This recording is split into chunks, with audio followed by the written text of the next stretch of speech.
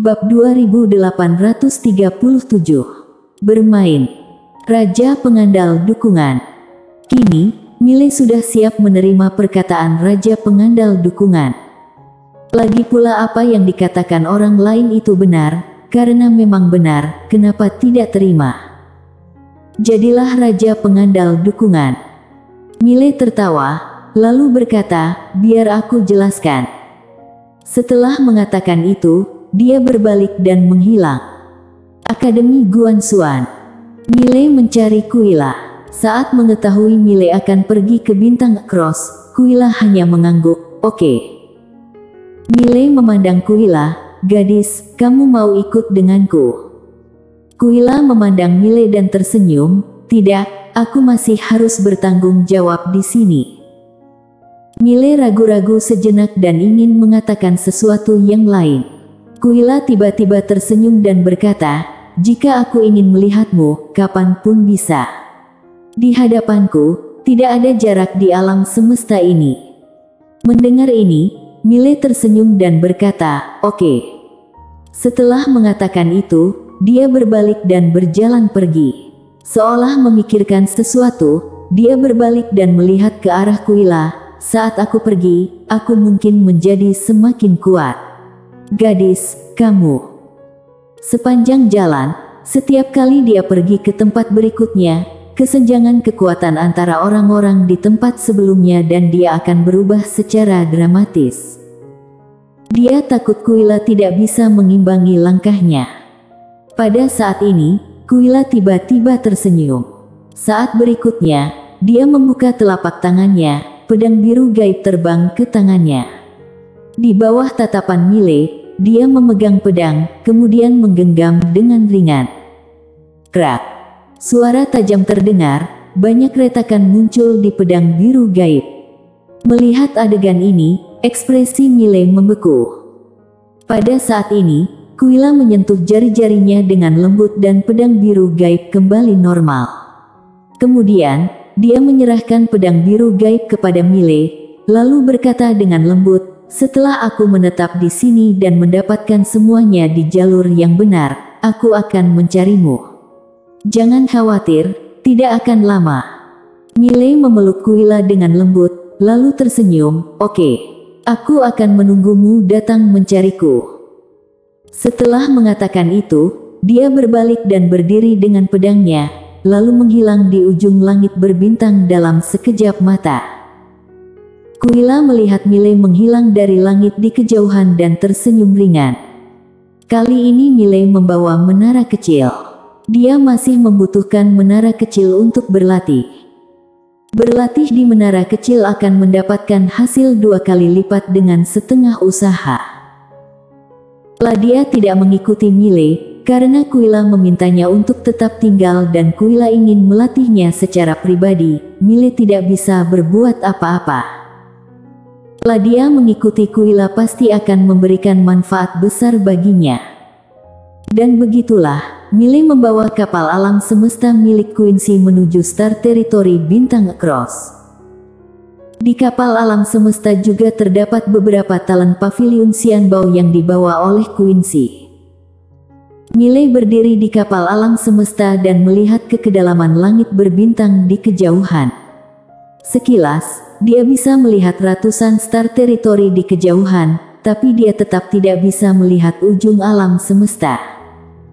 Kali ini, Quincy berjalan ke arah Mile. Dia melirik bintang-bintang di kejauhan dan tersenyum, langit berbintang alam semesta ini indah dan misterius. Benar-benar mempesona. Mile mengangguk dan berkata sambil tersenyum, ya. Quincy menoleh ke arah Mile. Jangan lupa satu hal, penguasa tiada batas belum mati. Mile tampak tenang, bukankah itu hal yang mudah? Saat dia mengatakan itu, dia tersenyum lembut dan berkata, aku bisa melakukannya hanya dengan satu kalimat. Quincy mengacungkan jempol, hebat hebat hebat. Mile tertawa. Quincy tersenyum dan berkata, ngomong-ngomong, terima kasih telah membiarkanku berbicara dengan adikmu sebelumnya. Karena percakapan itu, aku telah membuat terobosan kualitatif di bidang sains dan teknologi. Miley sedikit terkejut, terobos kualitatif. Quincy mengangguk, sekarang di bawah bimbinganku, orang-orangku telah sepenuhnya meneliti dan mengembangkannya. Tidak lama lagi, semua teknologi aku akan diperbarui. Pada saat itu, saat berbicara, sudut mulutnya sedikit terangkat. Saat itu, aku akan jadi sangat hebat. Miley. Quincy memandang ke langit berbintang di kejauhan dan berkata sambil tersenyum, kali ini aku pergi ke Star Territory Bintang Across. Selain membuka cabang Pavilion Xianbao, ada satu hal lagi yang harus aku lakukan. Miley sedikit penasaran, apa itu? Quincy berkedip, rahasia. Miley ragu-ragu sejenak, lalu berkata, aku buka Akademi Guanxuan dan aku mungkin membutuhkan bantuanmu.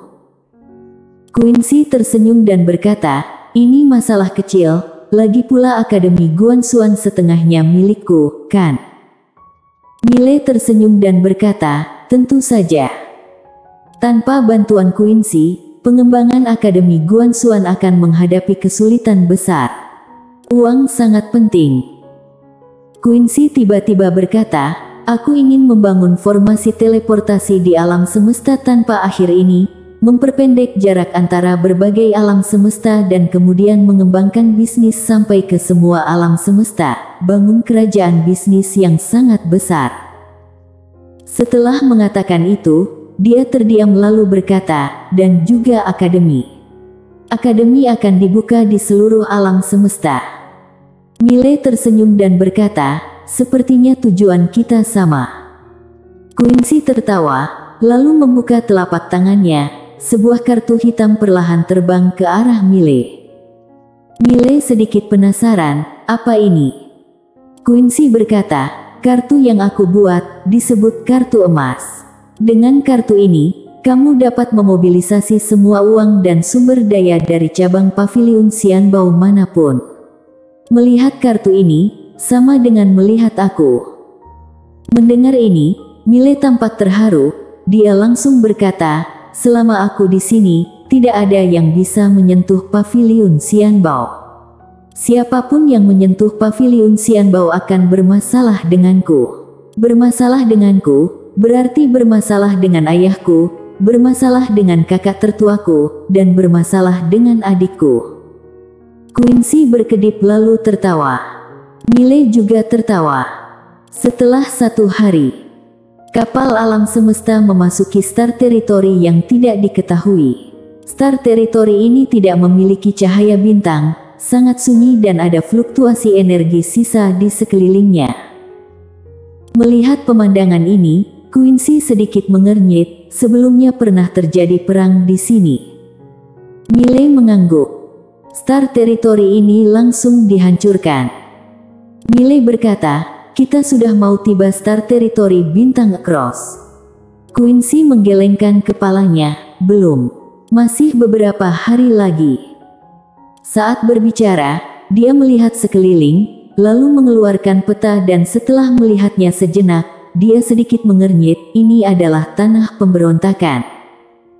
Miley memandang Quincy, tempat pemberontakan.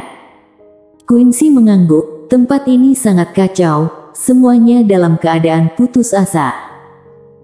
Saat mengatakan itu, dia melihat ke kejauhan, tidak jauh di depan, itu pasti kota pemberontakan. Miley berkata, mau melewati tempat itu. Quincy berpikir sejenak, lalu hendak berbicara. Pada saat itu, tiba-tiba terdengar ledakan tawa dari kejauhan. Saat berikutnya, ruang waktu yang jauh tiba-tiba terkoyak. Seorang pria tiba-tiba muncul di depan mereka. Pria itu tiba-tiba menyerang dengan pisau. Boom! Sebuah kekuatan dahsyat langsung memaksa seluruh pesawat alam semesta terhenti. Miley melirik pria di depannya. Pria itu tinggi dan membawa pisau besar di tangannya. Pisau itu sangat besar, panjang dan lebar. Pria berpisau memandang kapal semesta di hadapannya. Lalu menyeringai, benda ini bagus, pasti berharga. Saat mengatakan itu, dia melihat ke arah Quincy lagi. Saat melihat Quincy, matanya tiba-tiba berbinar, "Kamu ini sangat cantik. Mulai sekarang, kamu milikku." Haha. Setelah mengatakan itu, dia mengangkat pisaunya dan mengayunkannya ke depannya. Puff. Enek pisau menebas secara tiba-tiba. Boom. Energi pisau hancur dan kapal alam semesta tidak terjadi apa-apa. Melihat pemandangan ini, pria itu tertegun, lalu dengan cepat menebas beberapa kali lagi. Beberapa energi pisau menebas kapal alam semesta. Kapal alam semesta bergetar hebat, namun tidak rusak sama sekali. Bukan hanya itu, bahkan tidak ada bekas pisau. Melihat pemandangan ini, wajah pria berpisau itu tiba-tiba menjadi serius. Saat ini, Quincy tiba-tiba berkata, "Jangan pukul sampai mati." Saat suara itu turun, tiba-tiba kapal alam semesta melaju ke depan. Mata pria berpisau tiba-tiba mengecil, dia tiba-tiba memblokir dengan pisau. Boom! Dengan suara ledakan, pria berpisau terguncang mundur puluhan ribu kaki. Saat berhenti, sebuah rantai besi hitam pekat menembus tepat di antara alisnya, memakukannya di tempat. Saat itu, pria berpisau itu memasang ekspresi ngeri di matanya. "Kamu." Quincy tiba-tiba berkata, "Seseorang." Saat suara itu turun, tiba-tiba sesosok bayangan ilusi muncul di hadapan pria berpisau. Quincy berkata, "Mulutnya najis, tampar mulutnya.